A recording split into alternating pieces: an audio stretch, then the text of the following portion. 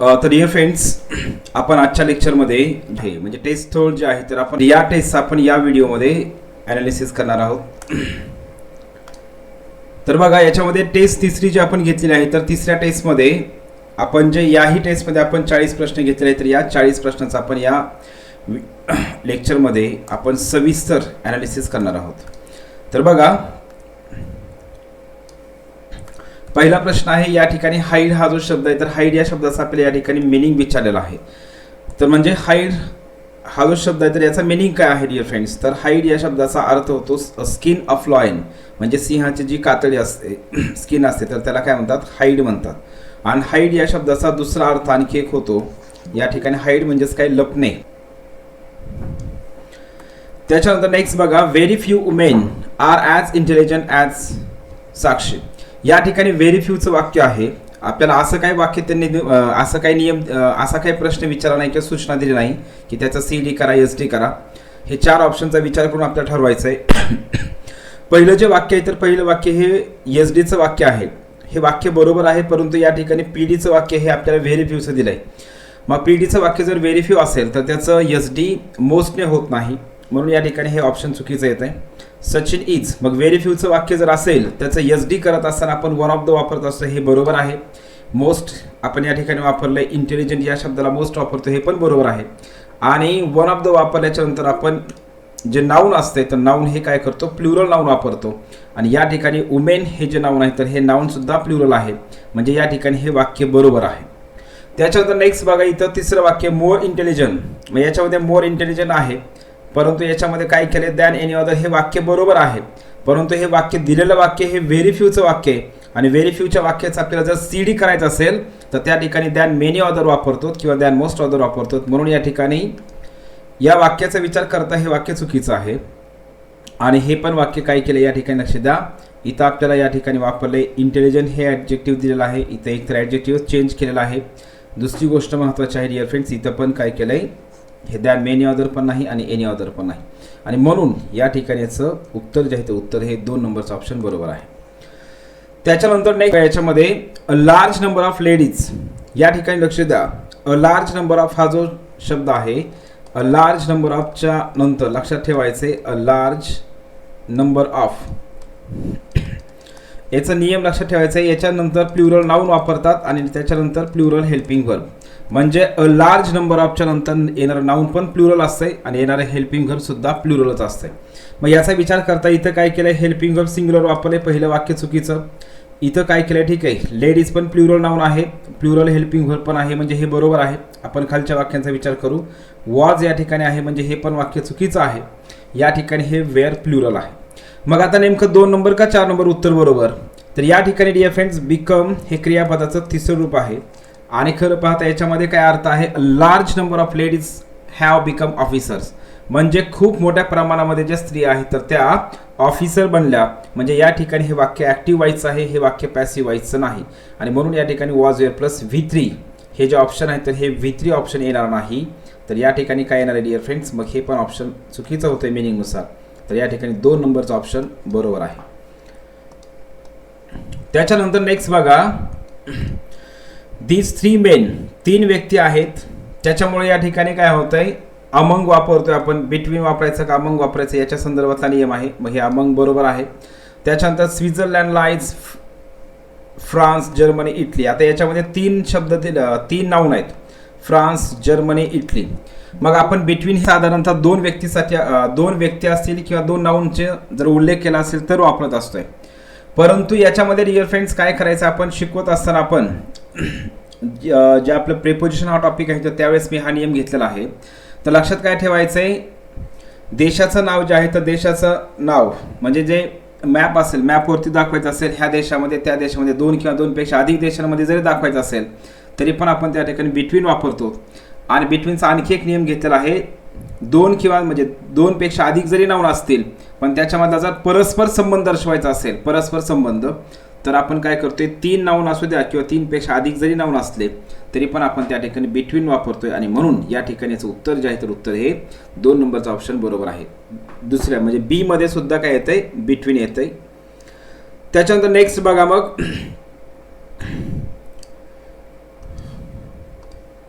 पुढचा प्रश्न बघा. प्रश्न काय विचारला आहे, WH क्वेश्चन. आपल्याला असा WH क्वेश्चन बनवायचा आहे ज्याचं उत्तर hey my father is a doctor असं आलं पाहिजे. मग डिअर फ्रेंड, हे अशा प्रकारे जे आहे तर हे लक्षात ठेवायचं. मग ज्यावेळेस आपल्याला एखाद्या व्यक्तीचं लक्ष द्या, आपल्या समोरच्या व्यक्तीला प्रश्न विचारायचा आहे, तुझे वडील काय करतात, तुझी मम्मी काय करते, तुझा भाऊ काय करतो, तुझी बहीण काय करते, तर त्यावेळेस लक्षात ठेवायचं असते. कधीही आपण बोलताना, हा स्पोकन इंग्लिशचा भाग आहे, तर हे आपण बोलत असताना काय करतो, what is your father, what is your mother, what is your brother, what is your sister, अशा प्रकारे आपण प्रश्न विचारत असतोय.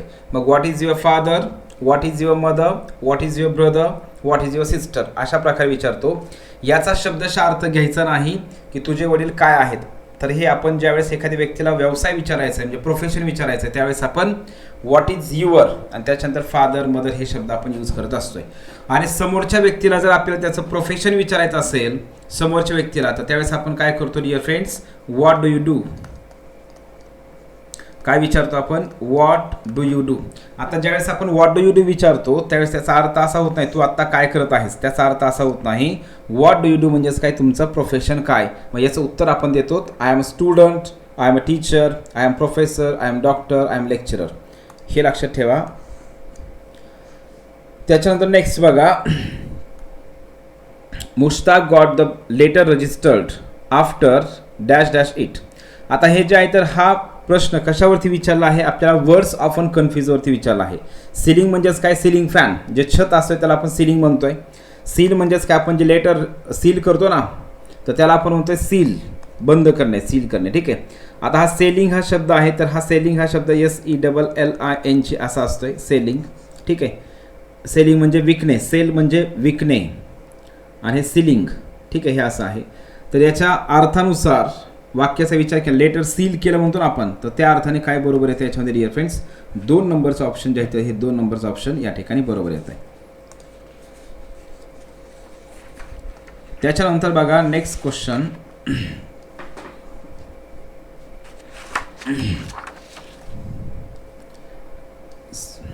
येस, आपल्याला हे शब्द विचारत 1 वर्ड सबस्टिट्यूशनचे आहेत. मग याच्यामध्ये डिअर फ्रेंड्स 1 वर्ड सबस्टिट्यूशन म्हणजे ऑप्टिमिस्टिक म्हणजेच काय, आशावादी. मग ऑप्टिमिस्टिक म्हणजेच काय, जो ब्राईट साईड पाहत होतो. अथिस्ट म्हणजेच लक्ष द्या, अथिस्ट म्हणजेच काय, जो देवावरती विश्वास ठेवत नाही तो. मिसोलॉजिस्ट म्हणजेच काय, जो नॉलेजला हेट करतो. आणि हेरेटिक म्हणजेच काय, पाखंडी, जो प्रस्थापित तत्व वगैरे असतात तर त्यांच्यावरती हल्ला करतो, त्याला आपण म्हणतो हेरेटिक. तर याचं उत्तर कोणतं आहे, मग 1चं 4 2चं 1 म्हणजे या ठिकाणी बरोबर 3 नंबरचं ऑप्शन जे आहे तर 3 नंबरचं ऑप्शन हे बरोबर येत आहे. त्याच्यानंतर नेक्स्ट बघा, इंट्रोगेटिव्ह सेंटेन्स. याच्यामध्ये डिअर फ्रेंड्स आपल्याला प्रश्नार्थक वाक्य बनवायचं आहे. याच्यामध्ये काय करायचं आहे, नथिंग आहे. मग आपल्याला वाक्य हे विधानार्थी वाक्य दिले, त्याचं आपल्याला काय करायचं आहे, प्रश्नार्थक वाक्य बनवायचं. मग साधा आपला सिंपल नियम काय, प्रश्नार्थक वाक्य करत असताना म्हणजे विधानार्थी वाक्य असू दे किंवा प्रश्नार्थक वाक्य करायचे, त्यावेळेस आपण काय करतो, होकारार्थीचं नकारार्थी, नकारार्थीचं होकारार्थी. मग हे वाक्य नकारार्थी, मग आपल्याला काय करायचे, प्रश्न बनवताना होकारार्थी प्रश्न बनवायचा आहे. काय बनवायचा प्रश्न, होकारार्थी. याच्यामध्ये आणखी एक गोष्ट लक्षात ठेवायची, हे एनिथिंग हा शब्द आणि समथिंग हा शब्द आपण ते नंतर लक्ष द्यायच्यामध्ये, जे little, a little, the little, few, a few ज्यावेळेस शिकवलं तर त्यावेळेस मी सांगितलं तुम्हाला. एनिथिंग काय करायचं लक्ष द्या, एनिथिंग हा जो शब्द आहे म्हणजे सम, एनी, मेन शब्द लक्ष द्या. सम पासून जे तयार होणारे शब्द आहेत, मग सम असेल, समथिंग असेल, समवन असेल, समबडी असेल.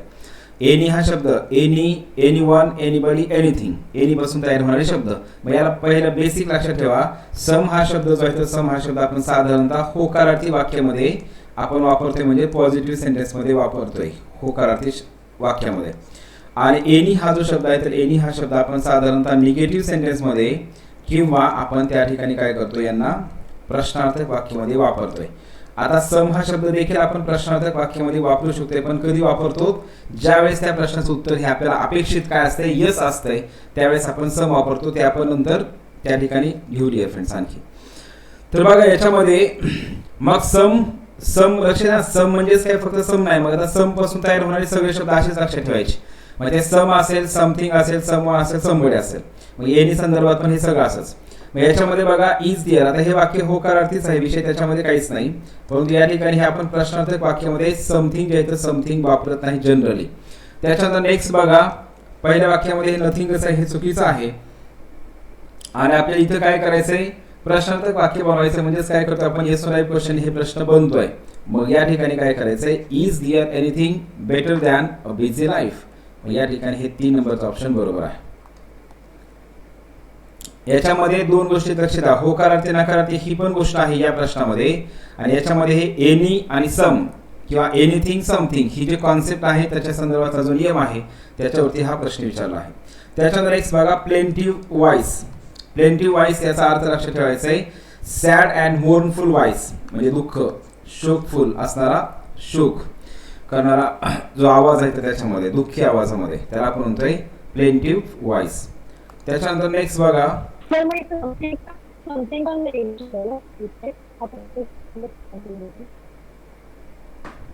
काही ह्याचं वरच्या प्रश्नामध्ये तुम्ही बोलले ना की समथिंग होकारार्थीमध्ये येतो आणि एनिथिंग शक्यतो नकारार्थीमध्ये येतो. पुन्हा त्यात आपल्याला म्हणजे इंटरेस्टिव्ह बनवायचं असेल तर मग ते होकारार्थी, लक्ष द्या, होकारार्थी वाक्य म्हणजेच काय, हे वाक्य असतं असं वाक्य, लक्ष द्या.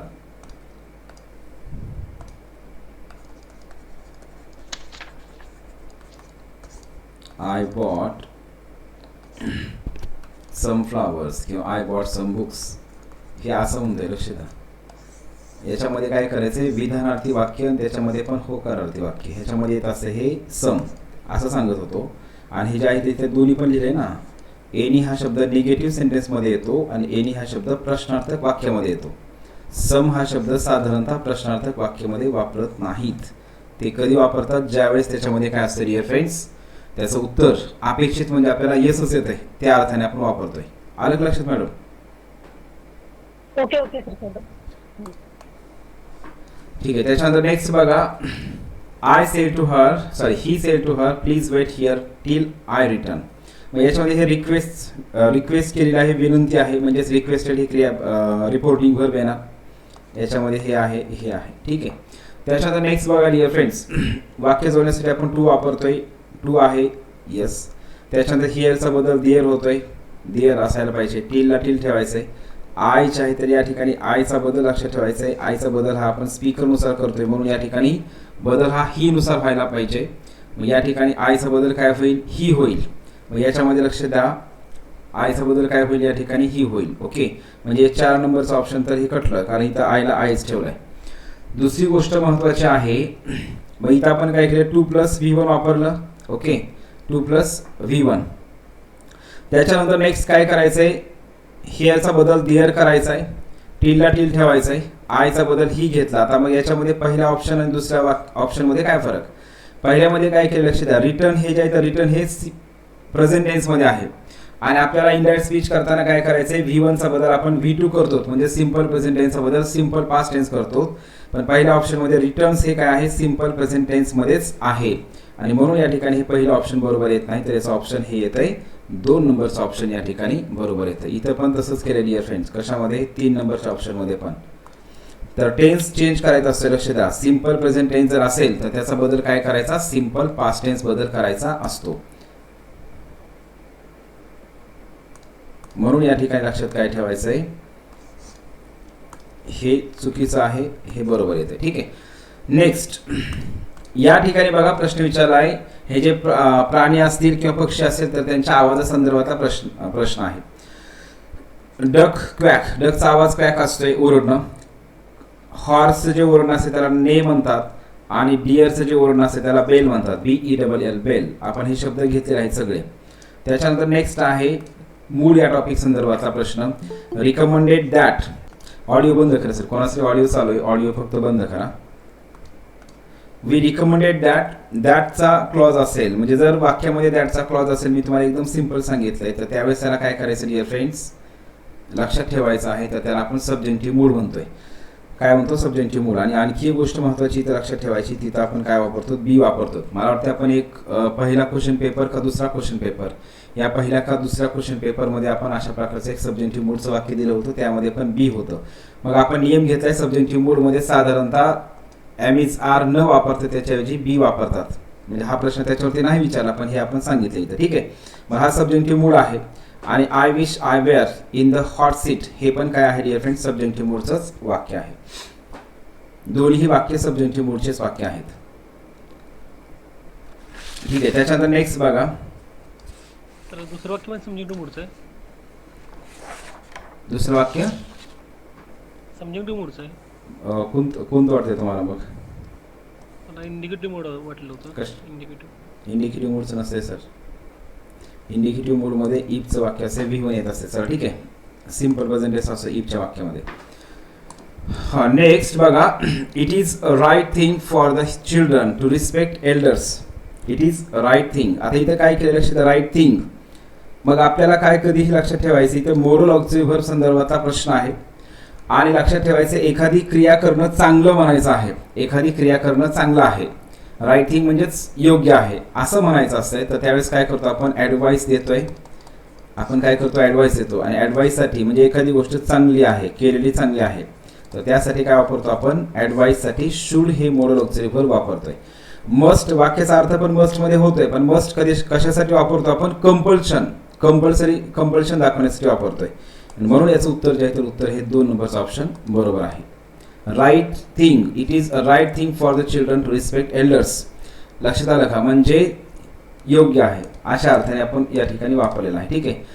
आणि कंपल्शन जर वाक्यामध्ये असता तर लक्षात द्या मस्ट पण बरोबर आहे, परंतु राईट थिंग म्हणल्यामुळे या ठिकाणी काय करायचं आपल्याला? शुड जे आहे तर शुड हे मॉडल ऑब्झर्व्हर वापरायचं आहे. त्याच्यानंतर नेक्स्ट बघा. 14 नंबरचा प्रश्न. इथं एरर विचारला आहे. मग आपल्याला एरर चिल्ड्रन्स हा जो शब्द आहे तर याच्यामध्ये एरर आहे, कारण एकतर याच्यामध्ये काय चिल्ड्रन्स पाहिजे, येस नाही नसायला पाहिजे. आणि फास्ट हा जो शब्द आहे तर फास्ट या शब्दाचं ॲडव्हर्ब हे फास्टच असते, LY त्याला लावत नाहीत. म्हणून याच्यामध्ये एरर जो आहे तर एरर हा पहिल्या पार्टमध्ये आणि तिसऱ्या पार्टमध्ये आहे. म्हणजे चिल्ड्रन पाहिजे इथं आणि इथं फक्त फास्ट पाहिजे. त्याच्यानंतर याचं स्पेलिंग जर तुम्ही बघितलं तर याचं स्पेलिंग हे जे आहे तर लक्षात आली फ्रेंड्स. स्पेलिंग हे कुठलं याचं बरोबर आहे? मिसेलेनियसचं या ठिकाणी हे बरोबर आहे. हे ई आहे बरं का, मिसेलेनियस, SCE. ठीक आहे. त्याच्यानंतर नेक्स्ट बघा. शी इज. पुढचा प्रश्न आहे आपल्याला टेन्सवरती. इथं सिन्स वापरलेला आहे आणि आपण एवढं सिम्पल घेतलेलं आहे. सिन्स जे आहे तर सिन्स हे आपण प्रेझेंट कंटिन्युअस टेन्समध्ये वापरत नाहीत. हे वाक्य कंटिन्युअस टेन्सचं दिलं आहे, प्रेझेंट कंटिन्युअसचं, आणि प्रेझेंट कंटिन्युअसमध्ये सिन्स वापरत नाहीत. मग सिन्स कोणत्या टेन्समध्ये वापरतो? आपण पास्ट कंटिन्युअसमध्ये वापरतो का? नाही वापरत. इथं पण प्रेझेंट कंटिन्युअस दिलं डबल. त्याच्यामध्ये आपण हे सिन्स आणि फॉर दोन्ही शब्द आपण प्रेझेंट कंटिन्युअसमध्ये पण वापरत नाहीत आणि पास्ट कंटिन्युअस टेन्समध्ये पण वापरत नाहीत. ठीक आहे. आता राहिला प्रश्न. आपण सिन्स हा शब्द प्रेझेंट परफेक्ट कंटिन्युअसमध्ये पण वापरतो आणि पास्ट परफेक्ट कंटिन्युअस टेन्समध्ये पण वापरतोय. मग इथं दोन्ही वाक्य दिलेले आहेत. मग नेमकं वाक्य कोणतं बरोबर समजायचं? तर या ठिकाणी 3 नंबरचं वाक्य. त्याचं रिझन असं आहे की हे वाक्य प्रेझेंटचं आहे, मग आपण या ठिकाणी याला पण प्रेझेंटमध्येच ठेवू. मग या ठिकाणी हॅज बीन प्लस VING. मग प्रेझेंट परफेक्ट कंटिन्युअस टेन्समध्ये सिन्स आणि फॉर हे दोन्ही शब्द आपण वापरत असतोय. त्याच्यानंतर नेक्स्ट आहे रिजिड. रिजिड म्हणजेच काय? ताठर. अपोजिट शब्द विचारलाय तर त्याचा आहे फ्लेक्झिबल. त्याच्यानंतर नेक्स्ट बघा. व्हेरी. आपण ॲडव्हर्ब हा जो टॉपिक आहे तर ॲडव्हर्ब या टॉपिकमध्ये घेतलेला आहे डिअर फ्रेंड्स. व्हेरी कधी वापरायचं? मच कधी वापरायचं? मच हा जो शब्द आहे तर मच या शब्दाच्या नंतर साधारणतः CD हे ॲडजेक्टिव्ह वापरतात. व्हेरी हा जो शब्द आहे तर व्हेरीच्या नंतर आपण काय करतो? ॲडजेक्टिव्ह वापरतो. आणि कुठला ॲडजेक्टिव्ह वापरतोय? म्हणजे सकारात्मक, एक चांगल्या अर्थाचे, गुड सेन्स दाखवणारं ॲडजेक्टिव्ह वापरतोय. आणि TOO जे आहे तर 2च्या नंतर आपण काय करतो? बॅड सेन्स किंवा निगेटिव्ह सेन्सचं ॲडजेक्टिव्ह आपण वापरत असतोय. म्हणून या ठिकाणीचं उत्तर आहे तर याचं उत्तर येतं आहे व्हेरी हे बरोबर आहे. त्याच्यानंतर next. I gave the beggar. या ठिकाणी 1 रुपी कॉईन आहे, मग याचं उत्तर आहे अ. त्याच्यानंतर नेक्स्ट. कुड you please give me a glass of water. Water हे अनकाउंटेबल नाउन आहे, मटेरियल नाउन आहे. मटेरियल नाउनचा जर उल्लेख जनरली केला असेल, साधारणतः केला असेल तर कोणतंही आर्टिकल वापरत नाही. त्याचा अर्थ असं होतो नो आर्टिकल. इथं याला आर्टिकलच येणार नाही. आणि शी हॅज न्यू टेलिव्हिजन सेट. म्हणजे न्यू टेलिव्हिजन सेट म्हणजेच टीव्हीचा सेट. या ठिकाणी टेलिव्हिजन हा जो शब्द आहे तर टेलिव्हिजन शब्दाच्या पूर्वी आपण आर्टिकल कोणतंच वापरत नाहीत, परंतु टेलिव्हिजन सेट म्हणजेच टीव्हीचा एक बॉक्स, टीव्हीचा एक सेट म्हणजे वस्तू म्हणून या ठिकाणी वापरलेला आहे. आणि म्हणून या ठिकाणी अ आर्टिकल हे या ठिकाणी येत आहे. म्हणजेच अ आर्टिकल, नो आर्टिकल आणि अ आर्टिकल अशा प्रकारचं ऑप्शन या ठिकाणी येत आहे. मग कुठलं असेल याचं उत्तर जे आहे तर याचं उत्तर डिअर फ्रेंड्स पहिलं ऑप्शन बरोबर. त्याच्यानंतर ॲन्सेस्टर म्हणजेच पूर्वज, ॲन्सेस्टर म्हणजेच पूर्वज, तर त्याचं काय असणार डिअर फ्रेंड्स डिसेंडंट. या ठिकाणी विरुद्धार्थी शब्द आपल्याला विचारला आहे. नेक्स्ट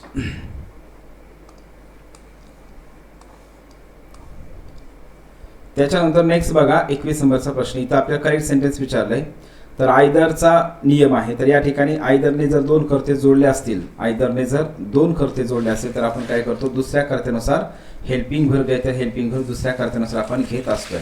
या ठिकाणी हॅज, मग दुसरा कर्ता सिंग्युलर आहे. बरोबर आहे का वाक्य? पहिलं वाक्य जे आहे तर पहिलं वाक्य हे या ठिकाणी बरोबर आहे का? तर त्याचं उत्तर आहे डिअर फ्रेंड्स बघा पहिलं वाक्य बरोबर असेल का? मग तर निश्चितच आहे त्याच्यामध्ये. ठीक आहे, त्याचं रिझन काय की दुसरा कर्ता या ठिकाणी सिंग्युलर आहे. ओके. त्याच्यानंतर नेक्स्ट राम ॲज वेल ॲज श्याम. मग याच्यामध्ये बघा राम ॲज वेल ॲज श्याम या ठिकाणी दोन कर्ते ॲज वेल ॲजने जोडलेत. मग ज्यावेळेस दोन कर्ते ॲज वेल ॲजने जोडले जातात त्यावेळेस हेल्पिंग व्हर्ब हे पहिल्या कर्त्यानुसार वापरतोय, म्हणून या ठिकाणी हे वाक्य चुकीचं आहे. इथं वॉज पाहिजे होतं. काय पाहिजे? वॉज. आणि इथं the general with all his soldiers, दोन कर्ते जर विथने जोडले असतील तर हेल्पिंग व्हर्ब वापरताना आपण पहिल्या कर्त्यानुसार हेल्पिंग व्हर्ब वापरतोय. म्हणजे या ठिकाणी हॅव नसायला पाहिजे, तर या ठिकाणी हॅज पाहिजे. म्हणजे या ठिकाणी हे पण वाक्य चुकीचं आहे. तर यातलं फक्त आणि फक्त एकच वाक्य या ठिकाणी बरोबर आहे. नेक्स्ट बघा या ठिकाणी आपला प्रश्न विचारलाय जे कलेक्टिव्ह नाउन असतात, कलेक्टिव्ह नाउन, या कलेक्टिव्ह नाउन संदर्भातला प्रश्न विचारलाय. हा तर 2 नंबरचं जे आहे अ प्राईड ऑफ लॉयन्स हा प्रश्न आपल्याला 2019च्या राज्यसेवेला विचारलेला आहे. 2019च्या राज्यसेवेचा पेपर त्यामध्ये स्वॉर्म ऑफ बीज हे बरोबर आहे का? लक्ष द्या. प्रश्न विचारला आपल्याला इनकरेक्ट पेअर, इनकरेक्ट. मग जे बीज आहे तर बीजचं जे कलेक्टिव्ह नाउन असते तर त्याला बरोबर म्हणतोय आपण अ स्वॉर्म ऑफ बीज, बरोबर आहे. जे सिंह असतात तर सिंहाचा जो ग्रुप असतोय तर त्याला आपण म्हणतोय अ प्राईड ऑफ लॉयन्स, हे पण बरोबर आहे. अ हर्ड ऑफ पपीज या ठिकाणी हे मात्र काय आहे डिअर फ्रेंड चुकलेलं आहे. A herd of puppies and a library of books हे पण बरोबर आहे. पण आपला प्रश्न काय विचाराय? Incorrect sentence. म्हणून या ठिकाणी मी काय करतो फक्त जे उत्तराचं ऑप्शन आहे त्यालाच या ठिकाणी काय करतो बरोबर करतो. आणि मग जे पपीज असतात तर त्याला काय म्हणतात dear friends? Litter, LITTER, litter म्हणतात. A litter of puppies. नंतर नेक्स्ट बघा एव्हरीवन क्लॅप्ड. एव्हरीवन दिलेला आहे, याचा आपल्याला टॅग करायचा आहे. तर टॅग करत असताना क्वेश्चन टॅग करताना काय करतोय एव्हरीवन साठी आपण दे वापरतो आणि क्लॅप हे सिंपल पास्ट टेन्स मधलं वाक्य आहे. म्हणून या ठिकाणी काय करायचं डिअर फ्रेंड्स? या ठिकाणी सिंपल पास्ट टेन्स आहे म्हणजेच डीड वापरायचं आहे. मग याचा टॅग काय होईल? Didn't they. त्याच्यानंतर next you can drive. You can drive हे वाक्य होकारार्थी आहे. मग काय ह्याचा टॅग काय होईल? Can't you. मग अशा प्रकारचा ऑप्शन हे 4 नंबरचा आहे. त्याच्यानंतर नेक्स्ट बघा पुढचा प्रश्न 24 नंबरचा. She was more beautiful than. Yes ठीक आहे. आता याच्यामध्ये डिअर फ्रेंड्स अंडरलाईन केला पार्ट हा होता आयदर ऑफ हर 3 सिस्टर्स. मग याच्यामध्ये लक्ष द्या आयदर हा जो शब्द आहे तर आयदर हा शब्द आपण कोणासाठी वापरतो डिअर फ्रेंड्स? लक्षात ठेवायचं आहे आयदर हा शब्द जो आहे तर साधारणतः आपण काय करतो लक्षात ठेवायचं आहे 2 साठी वापरतो. कोणासाठी वापरतोय? 2 साठी. म्हणून हे वाक्य चुकलेलं आहे. ठीक आहे. मग याच्यामध्ये लक्ष द्या आपल्याला CD करायचंय. काय करायचंय? CD करायचंय. मग CD मध्ये आपण कुठला शब्द वापरतो डिअर फ्रेंड्स? एनी वापरतो. कुठला शब्द वापरतोय? Any. Than any of her 3 sisters. म्हणून या ठिकाणी एनी जे आहे तर एनी हे बरोबर येत आहे. नेक्स्ट वाक्य लक्ष द्या समजून घ्या. हे वाक्य CDचं आहे. मोर ब्युटिफुल दॅन हे वाक्य CDचं आहे. आणि हे आयदर हे का चुकीचं झालंय? कारण आयदर हे आपण 2 साठी वापरतो. इथं उल्लेख काय आहे? 3 चा उल्लेख आहे. आणि आपण CD मध्ये काय करतो डिअर फ्रेंड्स? एनी हा शब्द आपण त्या ठिकाणी यूज करतो. म्हणून या ठिकाणी हे बरोबर आहे. त्याच्यानंतर नेक्स्ट आहे to break the ice isn't a very easy thing. To break the ice म्हणजेच काय? एखाद्या नाजूक विषयावरती सुरुवातीला बोलणं. एखादा एकदम डेलिकेट विषय आहे, नाजूक विषय आहे, त्याच्यावरती सुरुवातीला बोलणं त्याला म्हणतात टू ब्रेक द आईस. त्याच्यानंतर नेक्स्ट बघा नाव एव्हरीवन इज कन्व्हिन्स्ड. हां आपल्याला काय विचारलंय? सेंटेन्सचा प्रकार विचारलाय. मग हे एक वाक्य आहे आणि हे एक वाक्य आहे. हे जोडले कशाने? सोने. म्हणजेच हे कंपाऊंड सेंटेन्स आहे सिंपल. त्याच्यानंतर next we appointed her our delegate to the convention. या ठिकाणी हे सिंपल सेंटेन्स आहे. मग पहिलं कंपाऊंड आणि दुसरं सिंपल. म्हणजे याचं उत्तर हे जे आहे तर याचं उत्तर हे 4 नंबरचं ऑप्शन बरोबर. त्याच्यानंतर नेक्स्ट बघा कॉन्जेनिटल. कॉन्जेनिटल म्हणजेच काय, उपजत, जन्मापासूनच, त्याला म्हणतात इनबॉर्न. जन्मजात म्हणतो ना आपण, त्याला आपण म्हणतोय इनबॉर्न. त्याच्यानंतर नेक्स्ट बघा I have called my friends. You said to her I have called my friends. या ठिकाणी इनडायरेक्ट स्पीच करायचं आपल्याला. इनडायरेक्ट स्पीच करताना काय करतो, आयचा बदल जो आहे तर आयचा बदल आपण कशानुसार करतो डिअर फ्रेंड्स, आयचा बदल हा स्पीकरनुसार करतोय. कशानुसार, स्पीकरनुसार. मग या ठिकाणी हे वाक्य कसं होईल, मग यू टोल्ड हर, वाक्य जोडण्यासाठी दॅट वापरतोय. आयचा बदल स्पीकरनुसार काय होईल, आयचा बदल हा या ठिकाणी यूच होणार. हॅवचा बदल या ठिकाणी काय होईल, हॅड. कॉल V3ला V3च राहणार. मायचा बदल सुद्धा आपण काय करतोय, लिस्नरनुसारच करतोय. म्हणजे या ठिकाणी युअर होणार आणि नंतर फ्रेंड्स होणार. मग अशा प्रकारचं वाक्य कुठं आहे, you had called your friends. म्हणजे 4 नंबरचा ऑप्शन या ठिकाणी बरोबर आहे.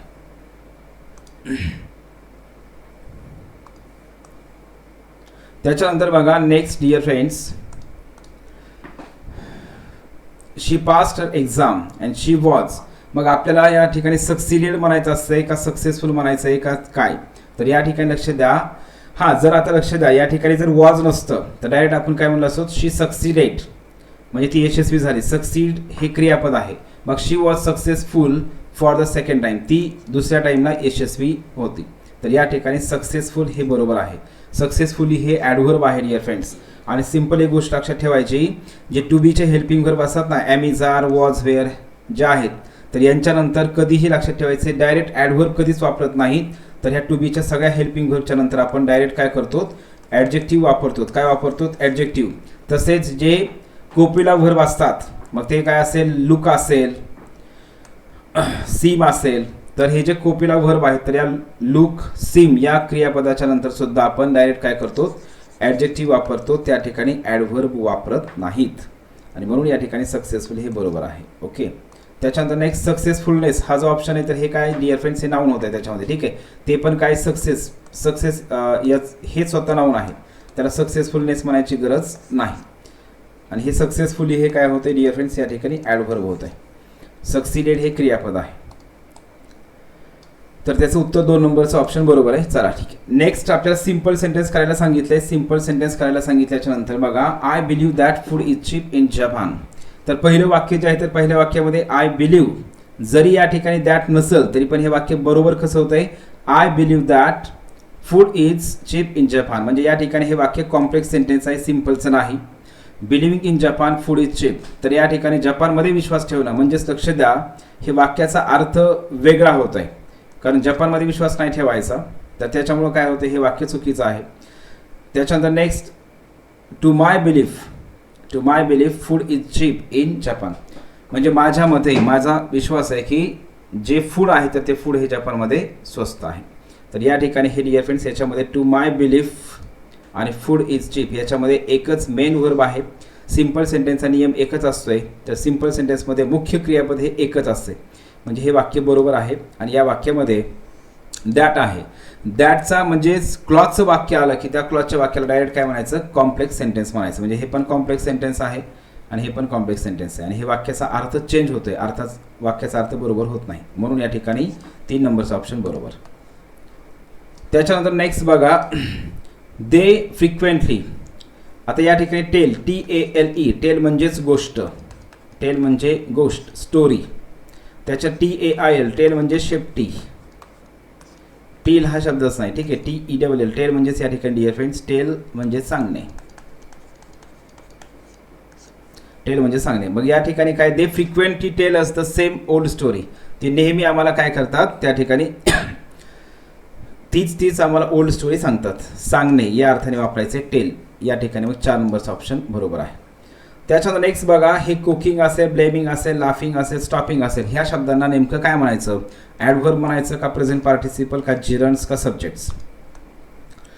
आता लक्ष द्या, सब्जेक्ट तर होणार नाही, कारण या ठिकाणी हे कुकिंग हे वाक्याच्या शेवटी आले, म्हणजे सब्जेक्ट आहे का नाही. मग हे ऑप्शन तर कटलं. इथं सब्जेक्ट आहे पण हे सब्जेक्ट म्हणून वापरलेत का नाही, हे ऑप्शन कटलं. त्याच्यानंतर नेक्स्ट ॲडव्हर्ब आहेत का बघायचं ह्यांना, तर हे प्रिपोजिशनच्या नंतर आलेत, हे वाक्याच्या सुरुवातीला आले, म्हणजे हे ॲडव्हर्ब पण नाहीत. राहिला प्रश्न जे मेनमध्ये कन्फ्युजन होणार आहे तर तोच राहिले 2 ऑप्शन, प्रेझेंट पार्टिसिपल म्हणायचं का जिरंड्स म्हणायचं. तर लक्ष द्या डिअर फ्रेंड, जिरंड जे असते तर आपण हे शिकलोय वर्ब या टॉपिकमध्ये मी तुम्हाला सगळं डिटेलमध्ये सांगितलं आहे. प्रेझेंट पार्टिसिपल जे असतात तर लक्षात कधीही ठेवायचे, प्रेझेंट पार्टिसिपल हे ॲडजेक्टिव्हचं काम करतात. कशाचं? प्रेझेंट पार्टिसिपल हे ॲडजेक्टिव्ह म्हणून आपण वापरत असतोय. प्रेझेंट पार्टिसिपल हे ॲडजेक्टिव्ह म्हणून आपण वापरतो किंवा वर्ब म्हणून वापरतो. आणि जे जिरंड असतात तर जिरंड हे आपण काय करतो डिअर फ्रेंड्स, नाऊन म्हणून वापरतो. काय वापरतो आपण? नाऊन म्हणून. आणि नाऊन हे वाक्यामध्ये कुठे येतं? नाऊन हे वाक्यामध्ये सब्जेक्टचं काम करतं, नाऊन हे वाक्यामध्ये ऑब्जेक्टचं काम करतं, नाऊन हे वाक्यामध्ये प्रेपोजिशनच्या नंतर येत आहे. मग जे पण कामं नाऊनचे आहेत तर ते काम काय करते? जिरंड करत असतंय. मग या ठिकाणी ॲट हे प्रेपोजिशन आहे. मग या ठिकाणी ॲटच्या नंतर हे कुकिंग आलेलं आहे तर हे बरोबर आहे, जिरंडच आहे. हे पण जिरंड आहे, हे पण जिरंड आहे आणि हे पण जिरंड आहेत. म्हणजेच या ठिकाणी याचं उत्तर आहे डिअर फ्रेंड्स, जिरंड्स म्हणून या ठिकाणी हे वापरलेलं आहे. ठीक आहे. आणि लक्ष द्या, ॲडजेक्टिव्ह म्हणून मी तुम्हाला आपल्या त्या ठिकाणी जे आहे तर ॲडजेक्टिव्ह म्हणून कधी असणार डिअर फ्रेंड्स, तर या ठिकाणी लक्ष द्या, ॲडजेक्टिव्ह म्हणून ह्या शब्दाच्या नंतर जर नाऊन असेल तर त्याला आपण म्हणतो ॲडजेक्टिव्ह. मग 2017चा PSI का STIचा जो पेपर झाला त्या पेपरमध्ये आपल्याला तशा प्रकारचं प्रश्न विचारला आहे व्हर्बल ॲडजेक्टिव्ह म्हणून. तर हे लक्षात ठेवायचं डिअर फ्रेंड्स. तर या वाक्यामध्ये हे जिरंड आहे. पुन्हा एकदा सांगतोय, लक्ष द्या, जिरंडमध्ये आणि प्रेझेंट पार्टिसिपलमध्ये काय फरक आहे? कारण प्रेझेंट पार्टिसिपलमध्ये पण VING असते, जिरंडमध्ये पण VING असते. तर जिरंड हे काय करतो आपण? नाऊन म्हणून वापरतो. म्हणजेच जिरंड हे वाक्याचा कर्ता म्हणून आपण यूज करू शकतोय. आणि प्रेझेंट पार्टिसिपल जे असते तर प्रेझेंट पार्टिसिपल हे ॲडजेक्टिव्ह म्हणून वापरतो किंवा प्रेझेंट पार्टिसिपल हे क्रियापद. म्हणजे कसं क्रियापद? जेवढे पण कंटिन्युअस टेन्स आहे तर या सगळ्या कंटिन्युअस टेन्समध्ये जे VING म्हणून वापरतो आपण तर ते असे प्रेझेंट पार्टिसिपल. चला ठीक आहे, नेक्स्ट बघा. याचं उत्तर झालं 3 नंबरचं ऑप्शन बरोबर. त्याच्यानंतर स्केअर्सलीचं हे वाक्य आहे, स्केअर्सली had, hardly had, scarcely had मधलं. मग स्केअर्सली हॅडचा नियम आहे, स्केअर्सली हॅडच्या नंतर आपण कर्ता घेतो अगोदर आणि त्याच्यानंतर क्रियापदाचं तिसरं रूप वापरतोय. स्केअर्सली हॅडसोबत व्हेन यायला पाहिजे. काय यायला पाहिजे? व्हेन आलं पाहिजे. हे लक्षात ठेवायचं आहे. ठीक आहे. मग आता याच्यामध्ये द्यांतर आहे, हे एक ऑप्शन तर कटलं. राहिला प्रश्न आता ह्याच्यामध्ये बाकीच्या 3ही ऑप्शनमध्ये काय आहे डिअर फ्रेंड्स? व्हेन आहे. मग याच्यामध्ये लक्ष द्या, टेन्स पण बरोबर असला पाहिजे. आपण घेतलंय बघा, इथं लक्षात ठेवायचं, इकडे पास्ट टेन्स आहे आणि इकडे प्रेझेंट टेन्स आहे. ज्यावेळेस हे अशा प्रकारची वाक्यरचना असते, ॲज सून ॲज असेल, नो सुनर असेल, hardly had, scarcely had, barely had, इफची वाक्यरचना असेल, त्यावेळेस लक्षात ठेवायचं आहे पहिल्या वाक्यामध्ये जो टेन्स असतो तर तोच टेन्स पुढच्या वाक्यामध्ये. म्हणजेच काय? लक्ष द्या, तो म्हणजे तोच टेन्स नाही. तर जर पहिल्या वाक्यामध्ये जर पास्ट टेन्स असेल तर दुसऱ्या वाक्यामध्ये पास्ट टेन्स असतोय. पास्ट टेन्स आणि प्रेझेंट टेन्स ॲग्रीमेंट होत नाही, असा बेसिक आपला नियम या ठिकाणी झालेला आहे. तर याच्यामध्ये लक्ष द्या, दुसऱ्या वाक्यामध्ये इथं वेनने हे पण वाक्य जोडले, हे पण वाक्य जोडले, हे पण वाक्य जोडले, 3ही वाक्य वेनने जोडलेले आहेत. म्हणजे स्केअर्सली सोबत आपण व्हेन वापरतो हे बरोबर आहे. पण या ठिकाणी गेट्स केलेलं आहे, म्हणजे हे सिंपल प्रेझेंट टेन्स हे चुकीचं वाक्य आहे. या ठिकाणी हे वाक्य चुकीचं आहे.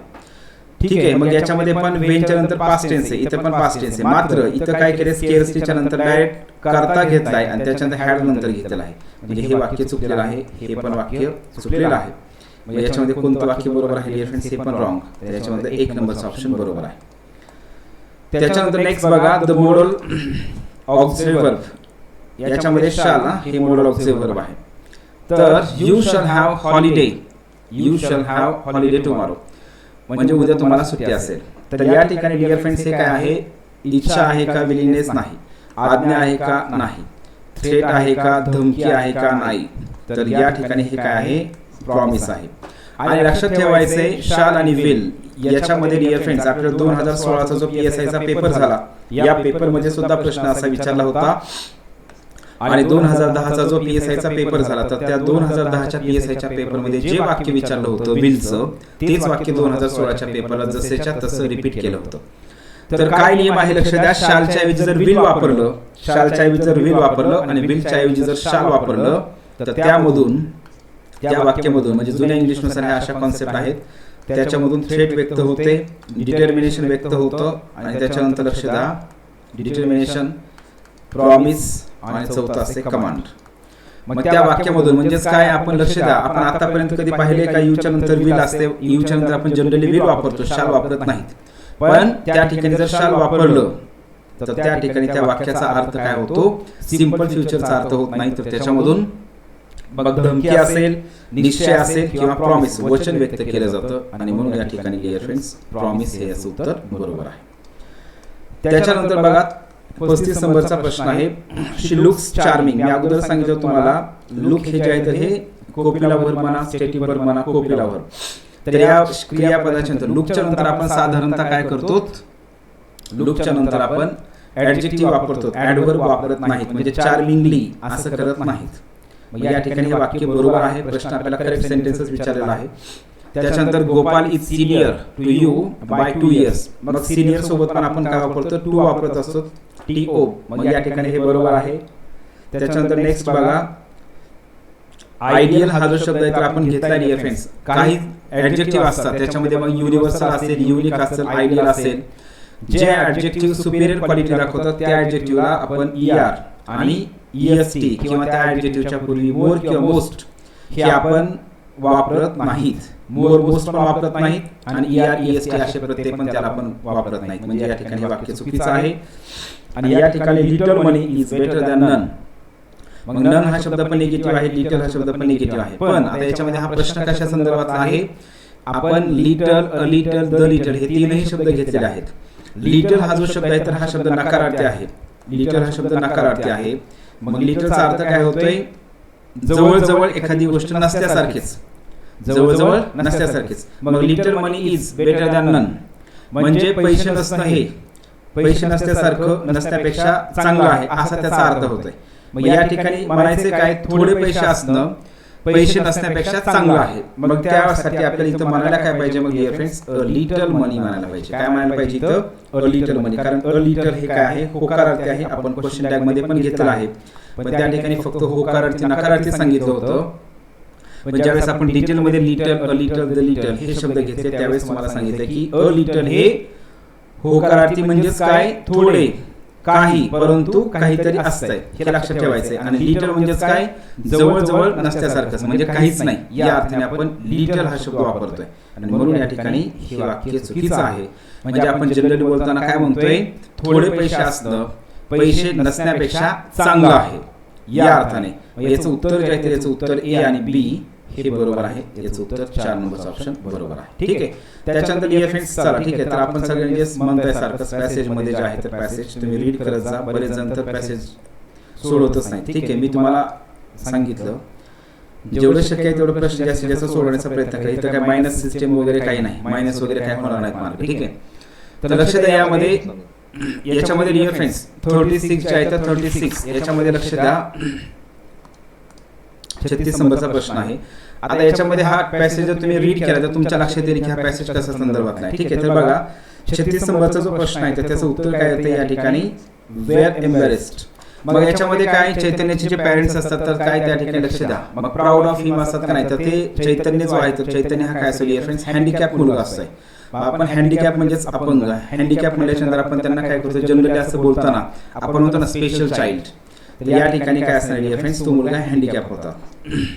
तर यामुळे या ठिकाणी त्याचा तिरस्कार करतात का नाही, त्याच्या प्राऊड ऑफ असणार आहेत का नाही. तर ठीक आहे, म्हणजे असं त्याच्यामध्ये दिल्या तर ते सुरुवातीला म्हणतो आपण त्याचे पॅरेंट्स. ठीक आहे, तर लक्ष द्या डिअर फ्रेंड्स. म्हणून याचं उत्तर 4 नंबर. त्याच्यानंतर नेक्स्ट हे 37 आहे. तर याच्यामध्ये डिअर फ्रेंड्स 37 नंबरचा जो प्रश्न आहे तर त्यामध्ये बघा याच्यामध्ये चैतन्य वाक्य पॅसेज मध्ये स्टडीज मध्ये पण सांगितलंय, क्राफ्ट मध्ये पण सांगितलंय, म्युझिक अँड डान्सिंग मध्ये पण त्याचा इंटरेस्ट डेव्हलप झाला असं सांगितलंय आणि स्पोर्ट मध्ये पण इंटरेस्ट डेव्हलप झाला असं सांगितलं. परंतु जसा जसा तो मोठा झाला तर त्यांनी काय केलं, नंतर त्याच्यामध्ये पॅसेज मध्ये उल्लेख केला आहे त्यांनी काही मेडल्स त्याला मिळालेले आहेत आणि ते कशामध्ये मिळाले, स्पोर्ट मध्ये मिळालेले आहेत. म्हणून याच्यामध्ये काय करायचं, स्पेशल टॅलेंट कशामध्ये, मग स्पोर्ट्स मध्ये त्यांनी दाखवलेलं आहे जसं वय वाढलं तसं.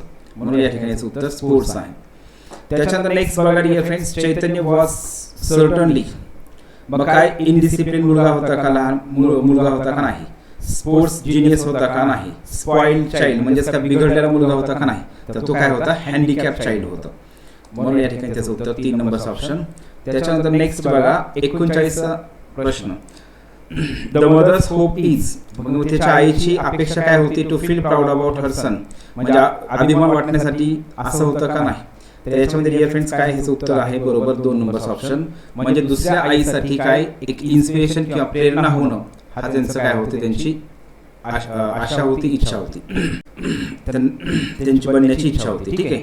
त्याच्यानंतर नेक्स्ट बघा, Wien Chaitanya did well in the athletic event his mother. म्हणजे ज्यावेळेस त्यांनी ॲथलेटिक इव्हेंटमध्ये ज्यावेळेस चांगल्या प्रकारची कामगिरी केली तर त्यावेळेस ती सरप्राईज झाली. तर याच्यामध्ये उत्तर याचं आहे 1 नंबर. ओके. तर अशा प्रकारे डिअर फ्रेंड्स या ठिकाणी आपण ह्या क्वेश्चन पेपरचं सविस्तर ॲनालिसिस केलेलं आहे. थांबू मग.